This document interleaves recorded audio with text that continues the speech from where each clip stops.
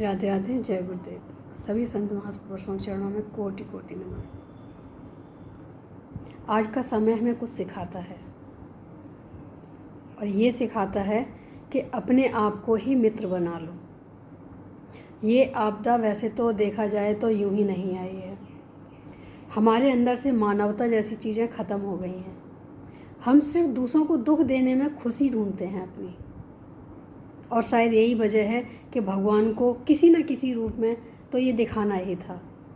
हमारे घरों से पूजा पाठ का अदृश्य हो जाना और भी कई ऐसी चीज़ें हैं जो हमारे घरों से गायब होता जा रहा है।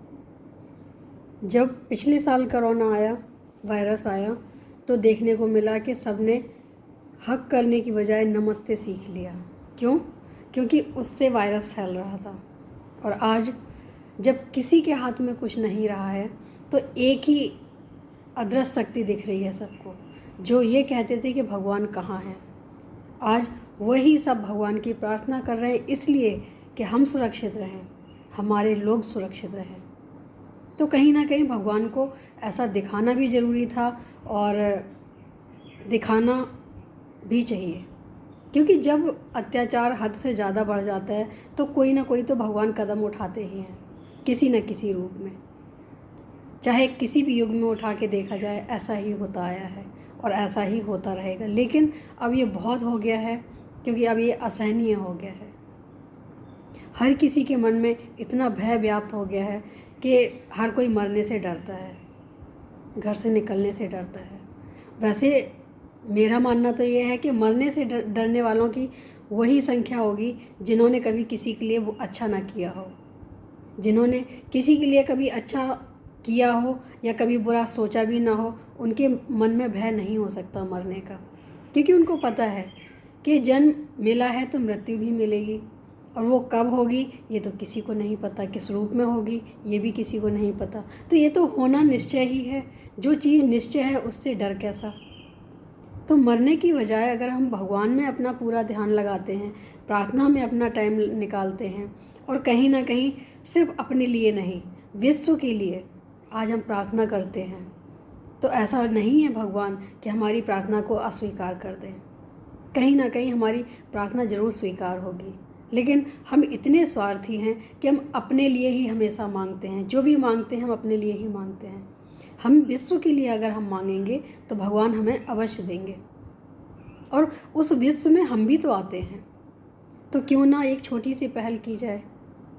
हम घर में दीपक रोज़ जलाते हैं, भगवान के सामने दीपक रोज़ जलाते हैं। उसी दीपक को अगर विश्व के कल्याण के लिए रूप दे दिया जाए तो क्यों ना।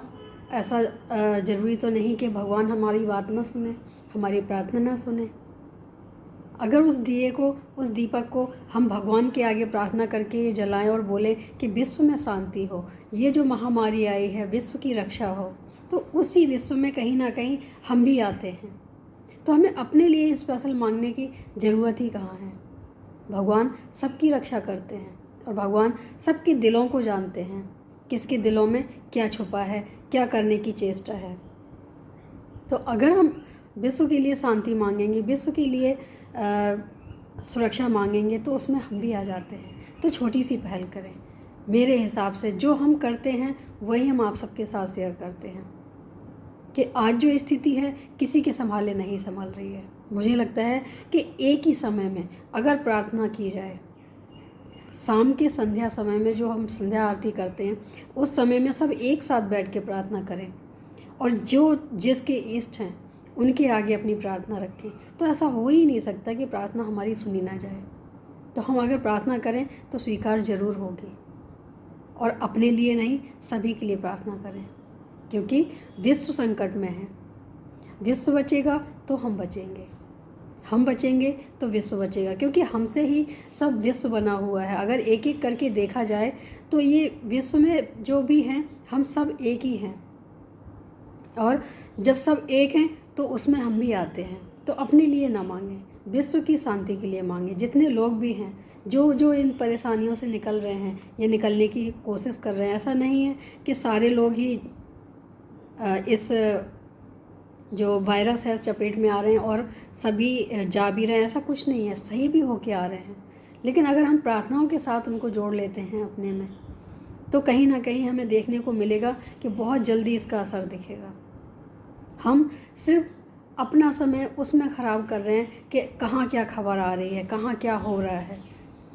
हम ये सोच ही नहीं सकते हैं कि हम भी क्या कर सकते हैं इनके लिए। हम घर से बाहर नहीं जा सकते, हम कुछ उनके साथ बैठ के अपना कुछ भी शेयर नहीं कर सकते, क्योंकि जो समय है हर कोई बाहर नहीं निकल सकता है। कुछ मजबूरियां होती हैं, कुछ परेशानियां होती हैं, लेकिन हम हर घर में एक मंदिर में बैठ के सबके लिए प्रार्थना करें, ये तो संभव है, ये तो हर कोई कर सकता है। तो मंदिर में बैठ के सबके लिए समान प्रार्थना करें, सिर्फ अपने लिए नहीं। भगवान ज़रूर सुनेंगे। स्वार्थी लोगों की नहीं सुनते हैं, जो अपने लिए मांगते हैं, जो सबके कल्याण के लिए मांगते हैं, भगवान उनकी प्रार्थना ज़रूर सुनते हैं। तो करके देखो, इसकी सफलता ज़रूर मिलेगी।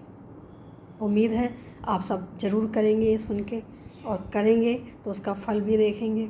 आज के लिए इतना ही। राधे राधे, जय गुरुदेव।